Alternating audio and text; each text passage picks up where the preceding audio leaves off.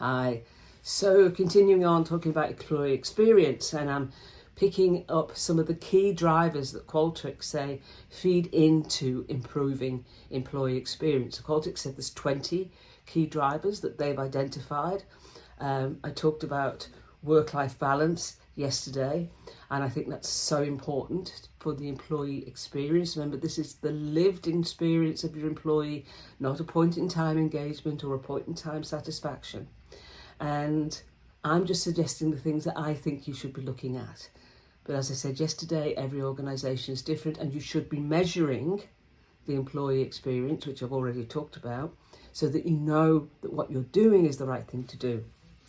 And in work-life balance comes respect. You have to respect that your employees have a life outside of work. They have a life outside of the office. They have a life outside of the work that they do. And they must respect that everyone is different. They have different values and beliefs and commitments. Some people will have families, some won't. Some will have pets, some won't. Some will be caregivers and looking after elderly or sick relations or friends. There's lots of different circumstances that we have to respect the individuals and make sure we give them a work-life balance.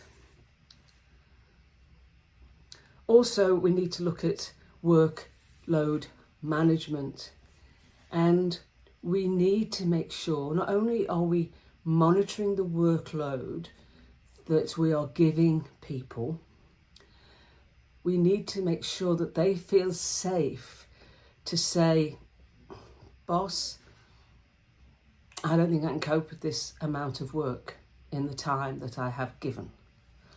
And then the manager or the leader works with that individual to find that balance. What can be prioritised? What can be reassigned? What can be rescheduled? And if we just keep giving people more and more work, they will burn out. And that's going to cost you as an organisation in terms of productivity, in terms of attrition. So good workload management, according to the Victorian government, state government here in Australia, says the employee is expected to do what's reasonable for their position, that they have the equipment and resources needed to do the job well.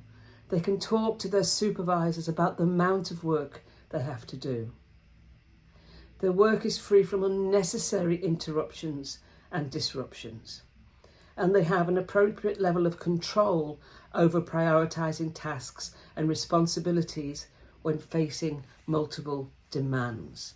So we've already talked about giving people the autonomy and the empowerment to make those decisions, decide what needs to be done as a priority and what can wait.